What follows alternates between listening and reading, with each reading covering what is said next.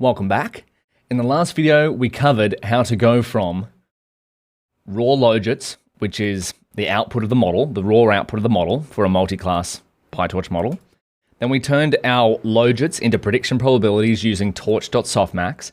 And then we turned those prediction probabilities into prediction labels by taking the argmax, which returns the index of where the maximum value occurs in the prediction probability.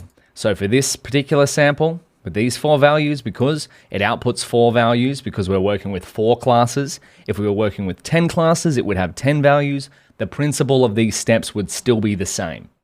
So for this particular sample, this is the value that's the maximum. So we would take that index, which is 1. For this one, the index 0 has the maximum value. For this sample, same again, and then same again. I mean, these prediction labels are just random, right? So they're quite terrible. But now we're going to change that because we're going to build a training and testing loop for our multi-class model. Let's do that. So fit the multi-class model to the data. Let's go set up some manual seeds. Torch.manual seed. Again, don't worry too much if our numbers on the page are not exactly the same. That's inherent to the randomness of machine learning. We're setting up the manual seeds to try and get them as close as possible, but these do not guarantee complete determinism, which means the same output, but we're going to try. The direction is more important. Set number of epochs. We're going to go epochs. How about we just do 100? I reckon we'll start with that. We can bump it up to 1,000 if we really wanted to. Let's put the data to the target device. What's our target device? Well, it doesn't really matter because we've set device agnostic code. So whether we're working with a CPU or a GPU, our code will use whatever device is available. I'm typing blog again. So we've got X blob train, Y blob train. This is going to go where? It's going to go to the device. And Y blob train to device. And we're going to go X blob test, and then Y blob test equals X blob test to device. Otherwise, we'll get device issues later on, and we'll send this to device as well. Beautiful. Now what do we do now? Well, we loop through data. Loop through data. So for an epoch in range epochs, for an epoch in a range epochs. I don't want that autocorrect. Come on, Google Colab, work with me here. We're training our first multi-class classification model. This is serious business. No, I'm joking. It's actually quite fun. So model4.train, and let's do the forward pass. I'm not going to put much commentary here because we've been through this before, but what are the logits? The logits are raw outputs of our model. So we'll just go X blob train and X test. I didn't want that. X blob train. Why did that do that? I need to turn off autocorrect in Google Colab. I've been saying it for a long time. Ypred equals torch.softmax. So what are we doing here? We're going from logits to prediction probabilities here. So torch softmax Y logits across the first dimension, and then we can take the argmax of this and dim equals 1. In fact, I'm going to show you a little bit of, I've written blog here. Maybe autocorrect would have been helpful for that. A little trick, you don't actually have to do the torch softmax. The logits, if you just took the argmax of the logits, here's a little test for you. Just take the argmax of the logits and see, do you get the same similar outputs as what you get here? So I've seen that done before, but for completeness, we're going to use the softmax activation function because you'll often see this in practice. And now what do? We calculate the loss. So the loss Fn, where you're going to use categorical cross entropy here, or just cross entropy loss. So if we check our loss function, what do we have? We have cross entropy loss. We're going to compare our model's logits to Y blob train. And then what are we going to do? We're going to calculate the accuracy because we're working with a classification problem. It'd be nice if we had accuracy as well as loss. Accuracy is one of the main classification evaluation metrics. Ypred equals Ypred. Y pred. And now what do? Well, we have to 0 grad the optimizer, optimizer 0 grad, then we go loss backward, and then we step the optimizer. Optimizer step, step, step. So none of these steps we haven't covered before. We do the forward pass, we calculate the loss and any evaluation metric we choose to do so. We 0 the optimizer, we perform backpropagation on the loss, and we step the optimizer. The optimizer will hopefully behind the scenes update the parameters of our model to better represent the patterns in our training data. And so we're going to go testing code here. What do we do for testing code? Well, or inference code. We set our model to eval mode. That's going to turn off a few things behind the scenes that our model doesn't need, such as dropout layers, which we haven't covered, but you're more than welcome to check them out if you go torch NN. Dropout layers, do we have dropout? Dropout layers, beautiful. And another one that it turns off is match norm. Beautiful. And also you could search this. What does model.eval do? And you might come across Stack Overflow question, one of my favorite resources. So there's a little bit of extra curriculum, but I prefer to see things in action. So with torch inference mode, again, this turns off things like gradient tracking and a few more things. So we get as fast as code as possible because we don't need to track gradients when we're making predictions. We just need to use the parameters that our model has learned. We want xblob test to go to our model here for the test logits, and then for the test preds, we're going to do the same step as what we've done here.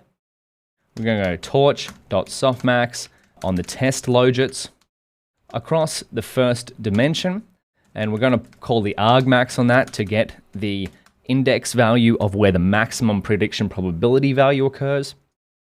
We're going to calculate the test loss or loss function. We're going to pass in what? The test logits here.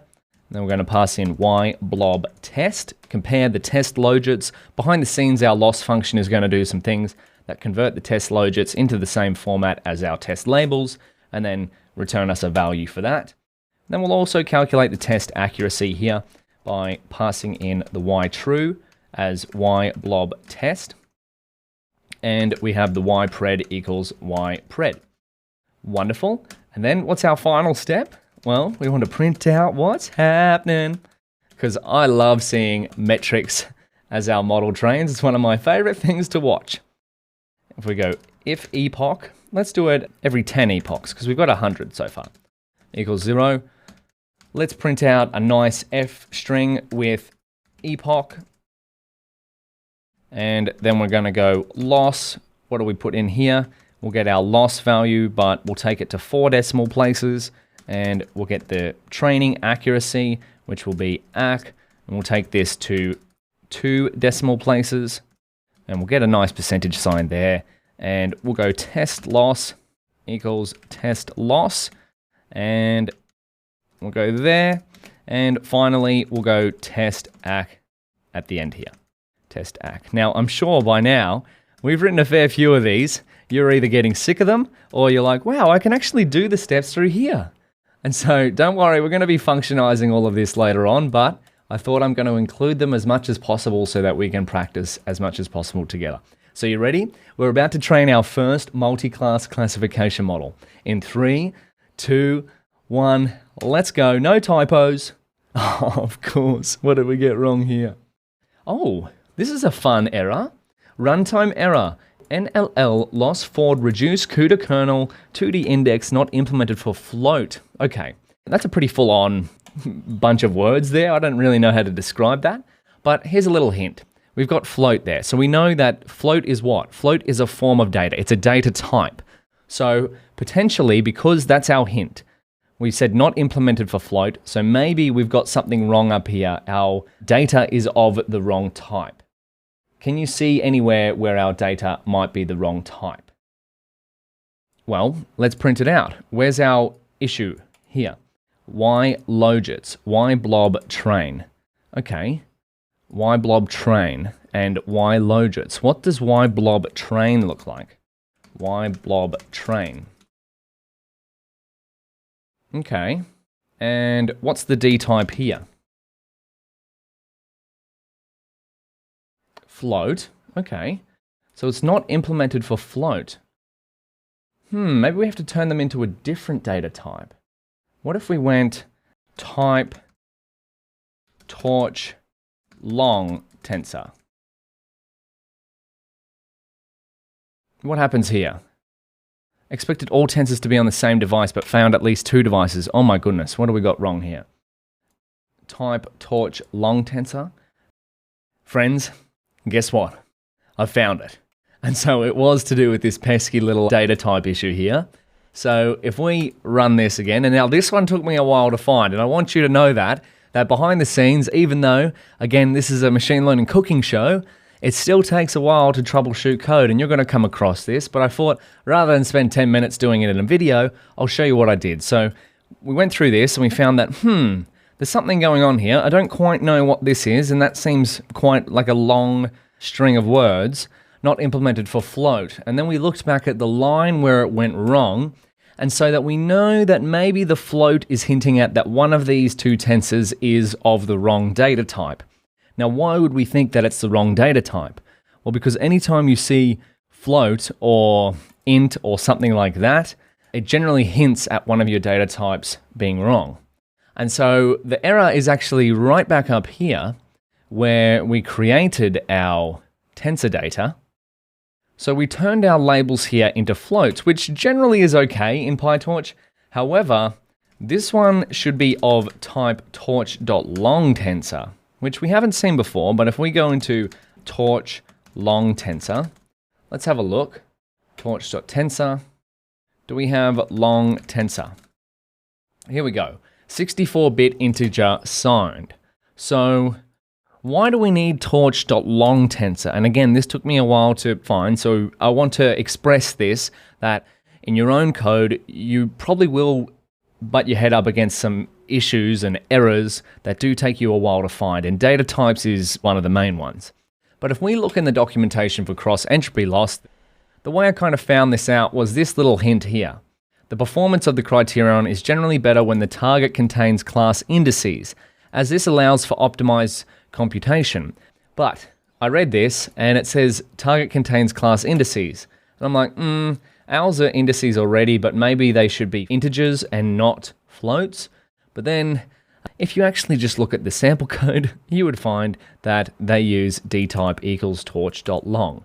Now, that's the thing with a lot of code around the internet, is that sometimes the answer you're looking for is a little bit buried. But if in doubt, run the code and butt your head up against a wall for a bit and keep going. So let's just rerun all of this and see, do we have an error here? Let's train our first multi-class classification model together. No errors, fingers crossed. Oh, what did we get wrong here? Okay, so we've got different size. We're slowly working through all of the errors in deep learning here. Value error, input batch size 200 to match target size 200. So this is telling me maybe our test data, which is of size 200, is getting mixed up with our training data, which is of size 800. So we've got test loss, the test logits, model 4. What's the size? Let's print out print test logits.shape and yblob test. So troubleshooting on the fly here, everyone. What do we got? Torch size 800. Where are our test labels coming from? Yblob test equals, oh, there we go. Did you catch that before? Maybe you did, maybe you didn't, but I think we should be right here. Now, if we just comment out this line, so we've had a data type issue and we've had a shape issue. Two of the main in machine learning. Oh, and again, we've had some issues. Yblob test, what's going on here? I thought we just changed the shape. Oh no, we have to go up and reassign it again because now this is definitely yblob, yes. Let's rerun all of this, reassign our data. We are running into every single error here, but I'm glad we're doing this because otherwise you might not see how to troubleshoot these type of things. So the size of a tensor must match the size. Oh, we're getting the issue here. Oh, test preds. Oh my goodness, we have written so much code here. Test pred. So instead of ypred, this should be test preds. Fingers crossed. Are we training our first model yet or what? There we go. Okay, and we're printing out some stuff. I don't really want to print out that stuff, and I want to see the loss go down, so I'm going to... So friends, I hope you know that we've just been through some of the most fundamental troubleshooting steps, and you might say, oh, Daniel, that's a cop-out because you're just coding wrong, and in fact, I code wrong all the time.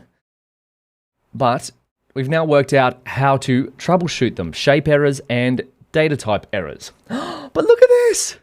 After all of that, thank goodness, our loss and accuracy go in the directions that we want them to go. So our loss goes down and our accuracy goes up. Beautiful. So it looks like that our model is working on a multi-class classification data set. So how do we check that? Well, we're going to evaluate it in the next step by visualize, visualize, visualize. So you might want to give that a shot. See if you can use our plot decision boundary function. We'll use our model to separate the data here. So it's going to be much the same as what we did for binary classification, but this time we're using a different model and a different data set. I'll see you there.